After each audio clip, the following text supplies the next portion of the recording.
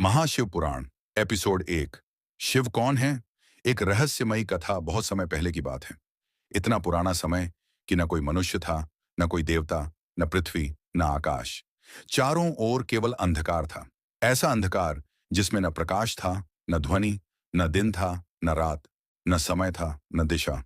संपूर्ण ब्रह्मांड मानो गहरी नींद में सोया हुआ था। लेकिन उस असीम शून्य में भी एक शक्ति मौजूद थी। एक ऐसी शक्ति जो कभी पैदा नहीं हुई थी और जो कभी समाप्त भी नहीं हो सकती थी। वह शक्ति थी महादेव। उस समय न कोई उन्हें देख सकता था, न समझ सकता था। वे निराकार थे। उनका कोई शरीर नहीं था, कोई नाम नहीं था, कोई रूप नहीं था। फिर भी वे हर जगह थे। जैसे हवा दिखाई नहीं देती लेकिन होती है, वैसे ही महादेव उस शून्य में विद्यमान थे। उनकी चेतना पूरे ब्रह्मांड में फैली हुई थी। समय बीतता गया। फिर उस दिव्य चेतना से सृष्टि का विस्तार आरंभ हुआ। तारे बने, ग्रह बने, आकाश गंगाएं बनी और धीरे धीरे जीवन का जन्म हुआ। लेकिन एक प्रश्न सबके मन में बना रहा, यह सब किसकी शक्ति से हुआ? हजारों वर्षों बाद हिमालय की बर्फीली चोटियों पर कुछ आर्षि मुनि तपस्या कर रहे थे। उनके मन में भी यही प्रश्न था। एक दिन एक वृद्ध राशि ने कहा, हमने अनेक देवताओं की महिमा सुनी है, लेकिन शिव का रहस्य आज तक कोई नहीं समझ पाया। दूसरे राशि ने पूछा, क्या शिव वास्तव में देवताओं से भी महान है?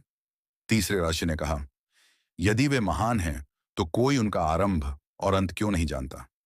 सभी मौन हो गए, क्योंकि उस प्रश्न का उत्तर किसी के पास नहीं था। उधर कैलाश पर्वत पर बर्फ से ढकी चोटियों के बीच एक दिव्य पुरुष गहन ध्यान में बैठे थे। उनके शरीर पर भस्म लगी थी, गले में विशाल सर्प लिपटा था, मस्तक पर अर्धचंद्र चमक रहा था, जटाओं से दिव्य गंगा प्रवाहित हो रही थी। उनकी आंखें बंद थीं, लेकिन ऐसा लग रहा था जैसे पूरा ब्रह्मांड उनकी श्वास के साथ चल रहा हो। वही थे महादेव।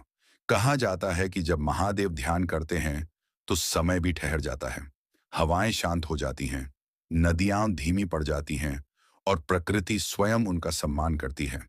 लेकिन महादेव केवल शांत नहीं है। जब अधर्म बढ़ता है, जब अन्याय सीमा पार कर जाता है, तब वही शांत शिव रौद्र रूप धारण कर लेते हैं।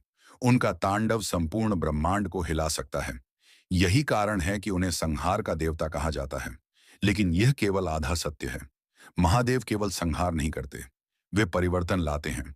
पुराने को समाप्त करके नए के लिए मार्ग बनाते हैं। जैसे किसान नई फसल उगाने से पहले पुराने पौधों को हटाता है, वैसे ही शिव सृष्टि का संतुलन बनाए रखते हैं।